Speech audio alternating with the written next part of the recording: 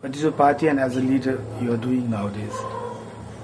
What is your party and as a leader you are doing for the nation or for the people of this country? Now we are working for the drafting the new constitution and to conclude the peace process is our present major tasks. And the other activities are especially centralized in the Tarai, where they are organizing the people, training the cadres, and so on, that and all. So you talked about the two things, that drafting the constitution and also there is peace process. How hopeful you are that it will come in time? Now, but I'm talking about the constitution drafting. The constitution drafting, what happened, most of the controversial question has been solved. Only the two major problems is left there. One is the restructuring of the state, and the second is the system of governance, and other some minor issues are there. Even then, due to the political conflict and the ideological differences between the three major political parties, extreme left, the Maoist one, and at this time the extreme left Nepali Congress, due to their conflict, it is very difficult to conclude the constitution in time.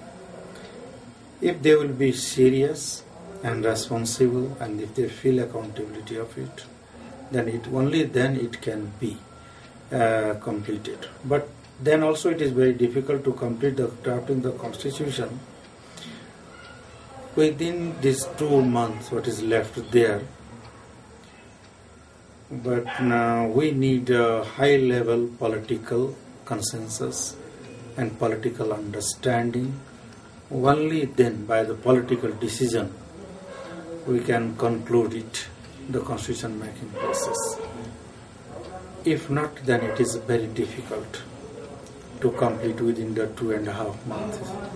It is. You talked about the restructuring of the nation, but they all are against the federalism. Now, those who are against the federalism, they are most irresponsible leadership, because the interim constitution have accepted the federalism. All the political parties in their commitment, they have accepted the federalism with autonomous state. And we know only the federal system can accommodate the diversities, that lingual diversities, ethnical diversities, cultural diversity, into the power and economic resources and administrative system. Well, there is no other way. If it becomes failure, it means the question of Tarai Madhes, the question of indigenous and ethnic people, the question of the downtrodden people, and the most disadvantaged people will remain unsolved. And that will create the conflict, and that conflict cannot be tackled without federalism. So there is no alternative of the federalism. Someone are talking about the constitution of 1990. It was the constitution of constitutional monarchical system. But it is not possible now. Constitution without federalism, and a federalism without addressing or recognizing the identity of the ethnic people is not acceptable, will not be acceptable by the people. Then how they can own the constitution? Now there is another conspiracy against the constitution and the constitutional assembly also, that there are some people, those who have been ruling since last more than 240 years, that ruling elites, they are not interested for the division of power among the peoples. They are not interested in federalism, because they they are thinking that federalism goes against their interests.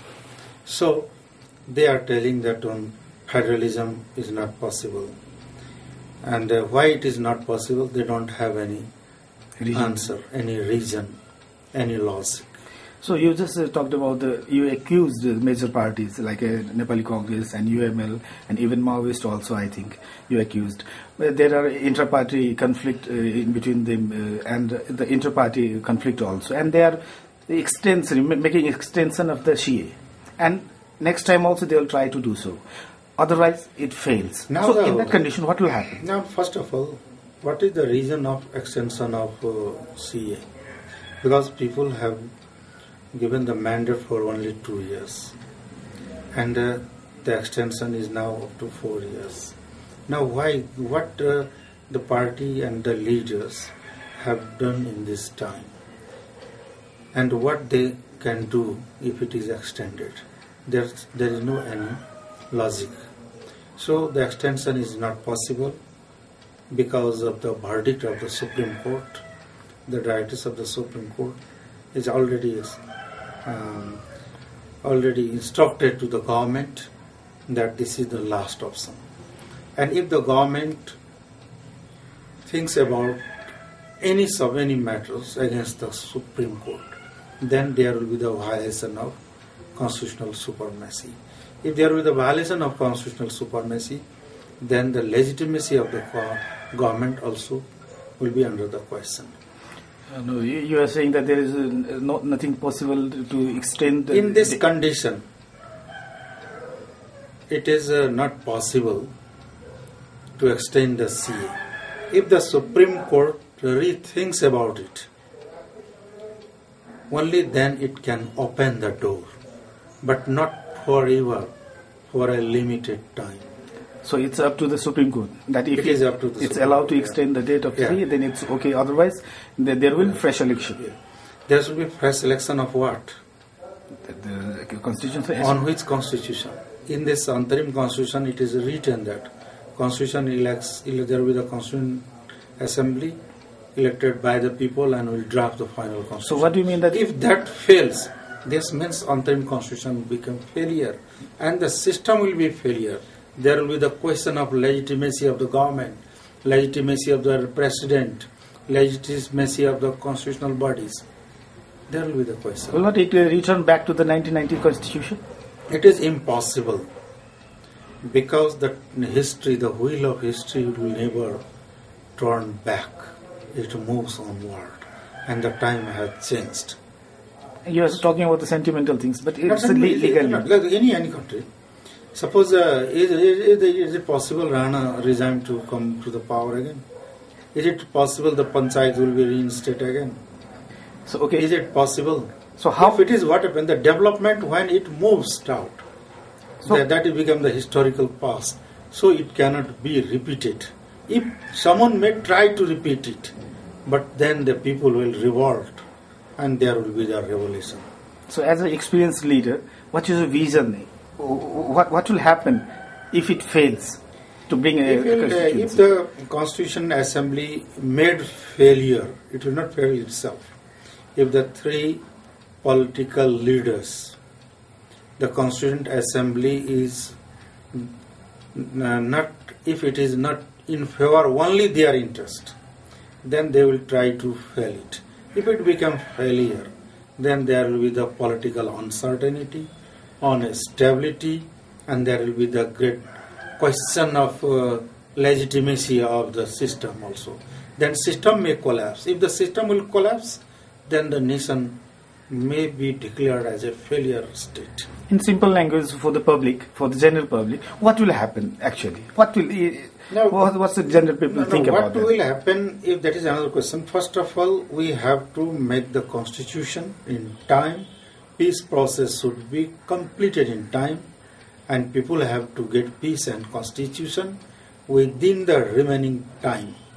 That is the best solution of this country, of the political conflict. It is your hope, and it is hope of public also. If it fails, then what will happen? The many options are there. Yes. Maybe uncertainty, And in the uncertainty, what happened? The Federal Democratic Republic system of the country can be collapsed. So, how much confident means in percentage? How do you divide this thing that it will happen or it will not happen? That Now, constitution now is what coming. is the next option?